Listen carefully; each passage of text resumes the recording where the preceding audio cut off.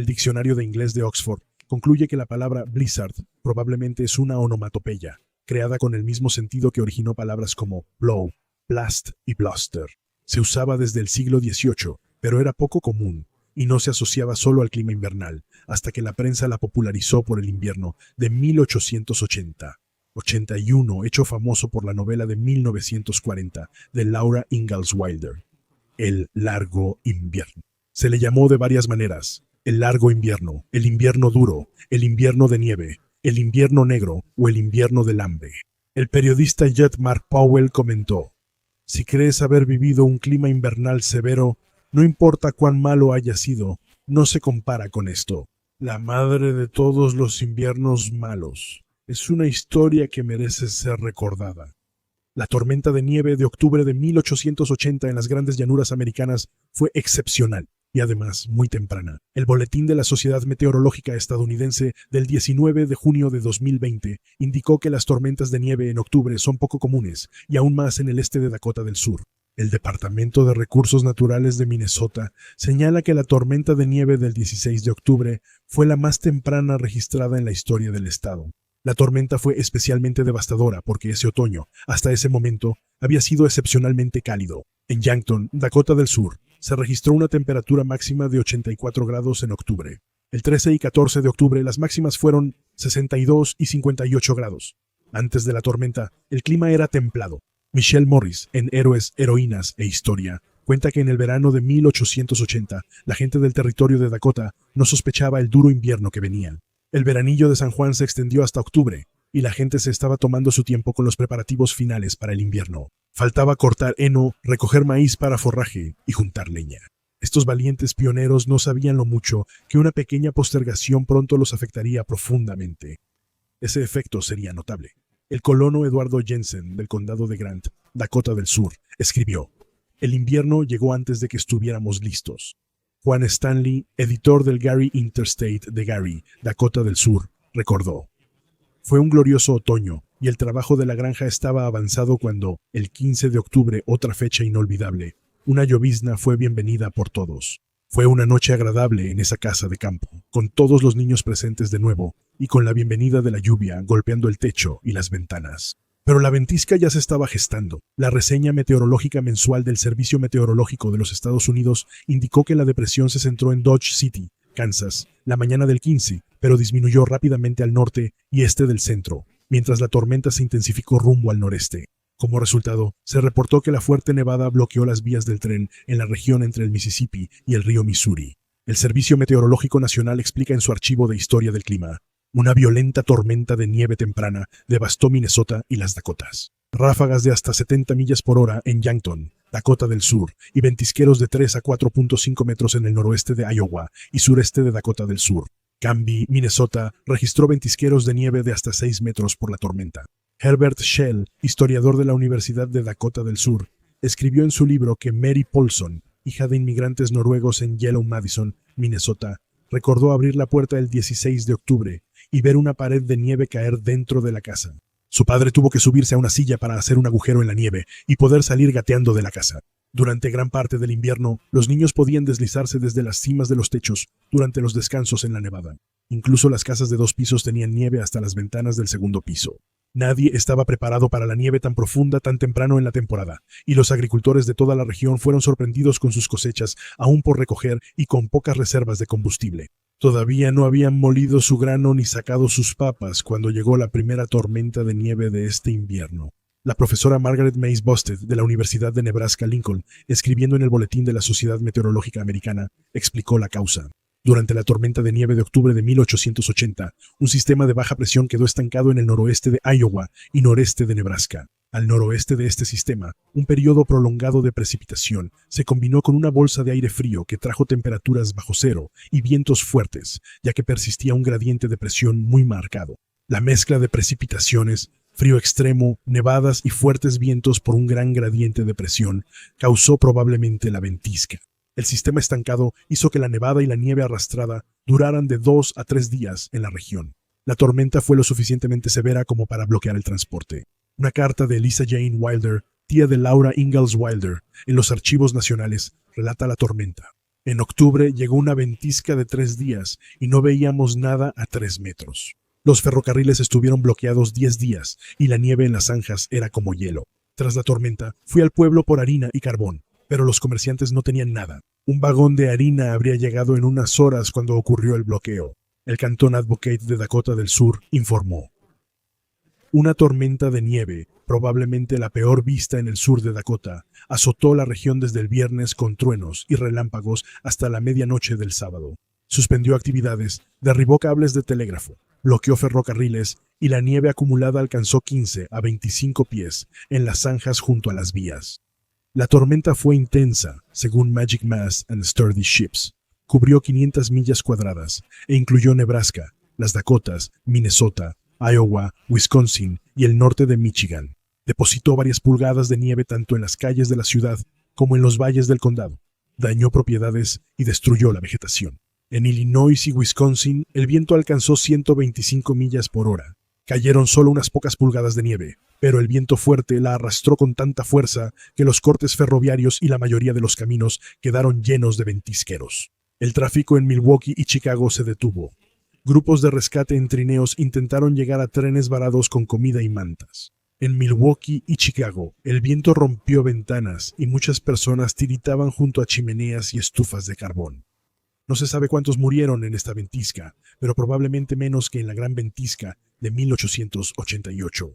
Pero hubo al menos 80 víctimas conocidas. El barco de ruedas laterales Alpena, de 197 pies de eslora y 26.66 de manga, fue construido por Thomas Arnold de Gallagher y compañía en Marine City, Michigan, en 1866. Operado por Goodrich, el vapor zarpó de Grand Haven, Michigan, hacia Chicago el viernes 15 de octubre a las 9:30 p.m.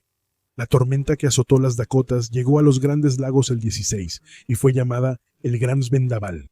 Fue, según el sitio web Naufragios de Michigan, el peor vendaval en la historia registrada del lago Michigan. Magic Mast y barcos resistentes relatan la tormenta. El viento de Nebraska envolvió a la Alpena como ráfaga matutina. Para la tarde, la ráfaga se había convertido en un huracán, y cuando cayó la noche, la tormenta se intensificó hasta alcanzar una furia ensordecedora. La temperatura bajó repentinamente a 27 grados bajo cero, y el aguanieve y la nieve azotaron a la Alpena. Juan Dierkhoff, capitán del Hattie Wells que volvió a Milwaukee, vio y halló al Alpena. Él informó, ella estaba a medio camino y ese viento simplemente la agarró y la volteó. Al día siguiente, los escombros llegaron a las costas de Michigan. Murieron al menos 80 personas. En Michigan, esa tormenta de nieve de octubre de 1880 también es conocida como la tormenta de Alpena, y fue solo el comienzo de un largo invierno. En su Historia de Dakota del Sur, de 1905, Doan Robinson escribió, la gran tormenta de nieve de octubre de 1880 fue el inicio de un invierno sin precedentes, ni igualado en severidad en Dakota y el noroeste. El profesor Shell indicó que, aunque la mayoría de la nieve temprana se derritió, las intensas precipitaciones invernales acumularon más de 11 pies de nieve en muchas comunidades. El profesor Busted dijo que hubo otra nevada en noviembre y otra que empezó en Navidad. Luego, la frecuencia de las tormentas aumentó desde principios de enero hasta el mes de febrero. En enero y febrero, solo 12 de 59 días no tuvieron probabilidad de nieve en ningún sitio de la región. En los demás días, nevó en al menos un lugar de observación. El programa de Radio Cuaderno Nacional en 2004 explicó, hubo inviernos más fríos en la pradera y ventiscas más mortales, pero por la cantidad y duración de la nieve, ese invierno de nieve nunca ha sido igualado. Eliza Jane Wilder escribió, tormentas continuas. Tras mediados de diciembre, creo que ningún tren llegó a De Smet, Dakota del Sur, hasta mayo. El impacto en los viajes debido a las tormentas constantes fue probablemente la peor parte. El profesor Shell escribió que el servicio de trenes en la región fue casi completamente suspendido para enero.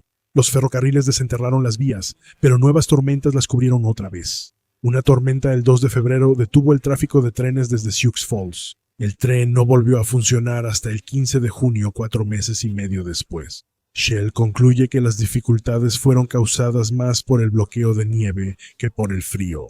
Comida y combustible escasearon al cortarse las conexiones externas. El profesor Busted documentó que durante los cierres ferroviarios no se transportó comida ni combustible a los colonos por tren. La fuerte nevada dificultó el transporte terrestre, aunque aún era posible viajar en caballo o trineos tirados por caballos. Para Navidad, Shell advirtió sobre la hambruna. En la carta de Eliza Jane Wilder se mencionó que muchas familias murieron congeladas y otras solo sobrevivían con nabos o trigo molido en un molino de café. El molino de café se usaba por un problema específico. Muchos colonos que cosecharon trigo no habían podido llevarlo al molino para hacerlo harina.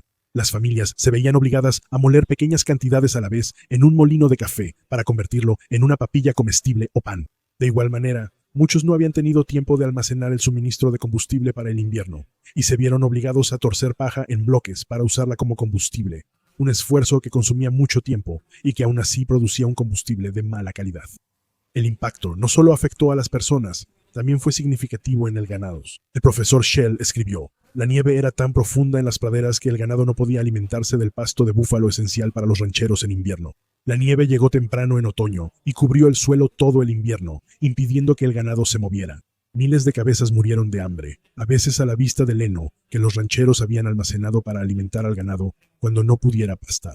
De las 3,000 cabezas en el rancho Cook, solo quedaban 800 en la primavera. Chica Pionera escribió: varios colonos hallaron ganado perdido en la nieve, asfixiado o muerto. Amos Whiting encontró ganado que había sido atropellado por el tren que iba hacia el este en De Smet. El maquinista no había notado nada excepto la nieve. Shell explicó que el impacto en el ganado transformó el asentamiento en las grandes llanuras, pues muchos rancheros cerraron y las praderas fértiles quedaron disponibles para los agricultores que llegaron años después. Y las privaciones no terminaron con el deshielo de la primavera. La gran cantidad de nieve, con ventisqueros de hasta 11 pies que duraban todo el invierno, se derritió rápido y causó inundaciones. Shell explica que, cuando la nieve finalmente se derritió a finales de la primavera de 1880, enormes extensiones de las llanuras quedaron inundadas. Busted indica que las inundaciones por atascos de hielo comenzaron en abril, cuando la lluvia sobre la nieve hizo que los ríos se desbordaran y rompieran el hielo. Jorge Washington Kingsbury relató en su Historia del Territorio de Dakota de 1915 que una represa de hielo inundó Vermilion, Dakota del Sur, con 6 o 7 cientos de habitantes, en menos de una hora. Aunque las inundaciones fueron tan graves que Shell dice que los niños recuerdan a sus padres remando botes sobre los campos, el invierno siguió con otra ventisca en abril. Jorge Washington Kingsbury describió una noche durante este largo peligro, cuando una ventisca predominaba, haciendo imposible remar un bote o permanecer mucho tiempo expuesto a la ráfaga helada. La casa de Hans J. Hansen, ubicada entre los pueblos de Yankton y Vermilion, con 10 personas dentro, fue levantada de sus cimientos y arrastrada por la corriente. Los ocupantes construyeron una balsa y escaparon. Las inundaciones siguieron hasta mayo. El profesor Busted señala que los ríos Missouri y Mississippi, junto con la mayoría de sus afluentes, antes de unirse, se desbordaron a niveles récord que duraron décadas y en algunos lugares siguen siendo la inundación histórica. Algunos pueblos fueron reubicados, otros desaparecieron por completo. En Nebraska, la inundación fue tan severa que cambió el curso del río Missouri. ¿Pero qué tan severo fue realmente el invierno? No es una pregunta sencilla de responder. El profesor Busted señala que los datos meteorológicos en la región central de las Grandes Llanuras a principios de la década de 1880 eran escasos, especialmente cuando se buscan estaciones con registros a largo plazo que precedan al duro invierno y continúen hasta el presente.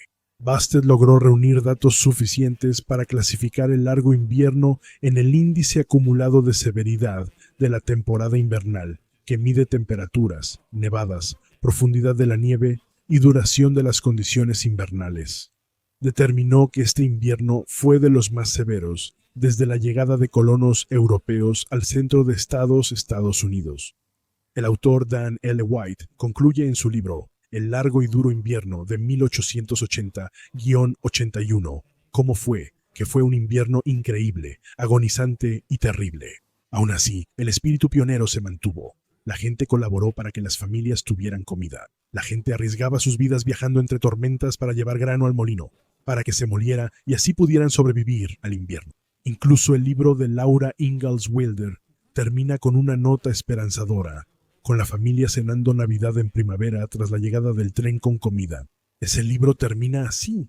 Había llegado la primavera, el sol brillaba cálido, los vientos eran suaves y la hierba verde crecía. El periódico The Black Hills Pioneer opina que, si hay una lección que aprender del largo invierno, es que los tiempos pueden ser difíciles, pero los buenos tiempos volverán. Espero que hayas disfrutado este episodio de El Chico de la Historia. La historia merece ser recordada. Breves fragmentos de historia olvidada de entre 10 y 15 minutos de duración. Y si te gustó, por favor haz clic en el botón de pulgar arriba. Si tienes alguna pregunta, comentario o sugerencia para futuros episodios, por favor escríbelos en la sección de comentarios. Con gusto responderé personalmente. Sigue a El Chico de la Historia en Facebook, Instagram, Twitter y visita nuestra mercancía en teespring.com. Y si quieres más episodios sobre historia olvidada, lo único que tienes que hacer es suscribirte.